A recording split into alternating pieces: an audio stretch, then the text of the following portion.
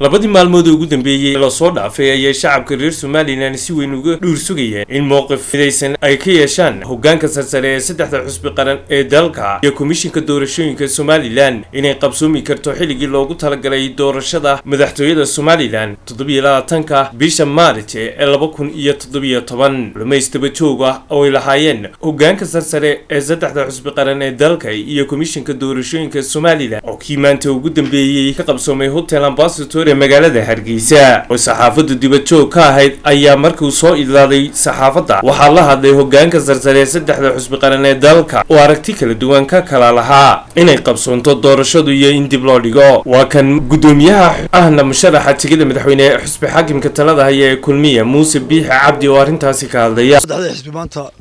shir baan lahayn waxaanu ka hadlaynay danta qaranka Soomaaliyeed maxaa u dana waxaanu dalkeena u qabanay wanaaga mustaqbalkiisa iyo haataba marka hore waxaan isku raaxsanahay dalka waxa ka jira abaara baahsan oo dalkoo dhan camimay oo aad u culus ilaahay waxaanu ka rajaynaa abaarta inaga dulqaado inagu bini aadam nahay wax kasta oo qabanaa waxba tari maayo ilaahay ba gacan soo intay ilaahay waxaanu ka rajaynaa inuu ummadda dhibaatada ka dulqaado oo ilaahay roob khayr qaba madar khayr qaba ina siiyo dalkii dadka inoo barakeeyo taasi waa naga duco waana ka midaysanaa hadday ceelal qodo tahay qaar la hagaajiyo hadday tahay gurmad raashin hadday tahay gurmad dhar dhaxaneed dadaal badan baa la galay laakiin dee baahida mar walba ka weyn haddana intaan ognahay xukuumadda waxa uu qorshaysan inay xoogga ugu badan la saaro ceelal la qodo haddaba waxaa la qorsheynayay in booyado badan la iibiyo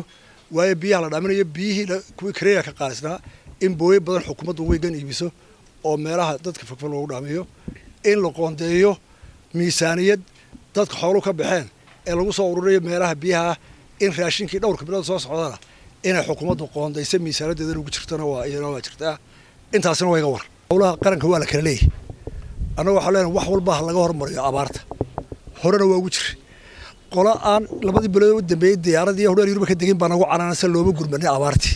annagu dadka waa dhex joognay dacalna dilacna waa wadaa annaga aan walba ugu xogaarsan waa idinku raaxsanay inuu abaarta wax walba uga hormarino hase yeeshee arrimaha qaranka ee howlaha badan hay'adaha kale leh waxaan u baahannahay wixii raayay lahayd in la mariyo komishanka laga guuray ma hadde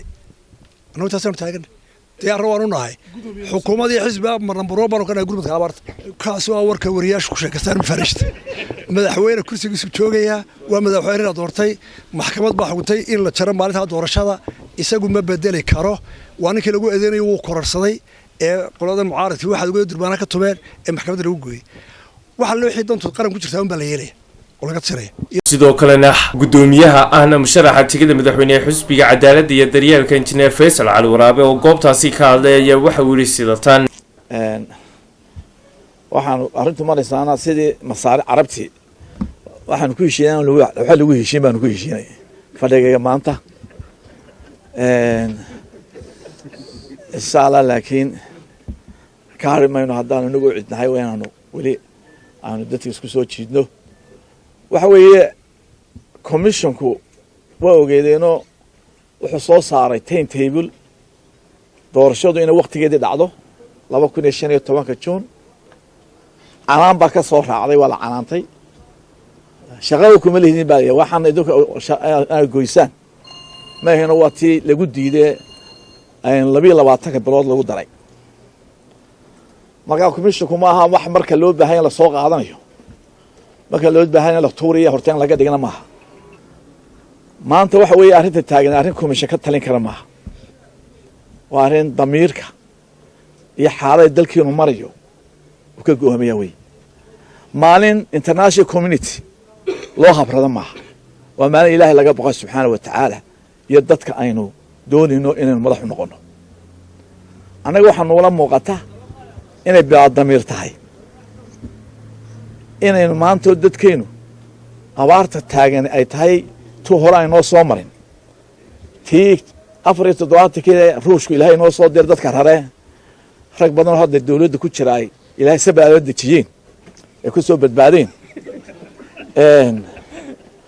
maanta tiyo kala weeye ruushna ma haysan laakiin ilaahay baa haysan subxaanahu wa tacaala inaynu nagu isqamcaas qabsano ka baxno electioniska iyo kursi doonka badbaadada dadkeena ka fakarnaa wey xalay waxa la sheegay reer intuu ka guuray sanaag badarmeyna degay badarmeyna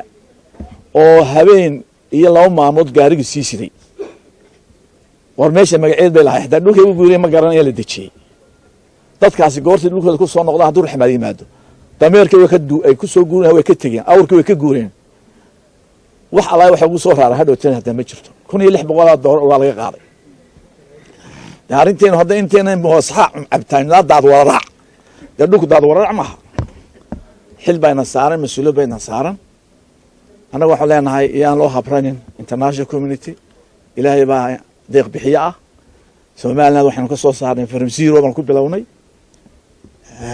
waa kan gudoomiyaha baarlamaanka Soomaaliland ahna musharaxa tigida madaxweyne ee xusbiga mucaaridka ee wadani oo arintani ka hadlaya iska maqan yihiin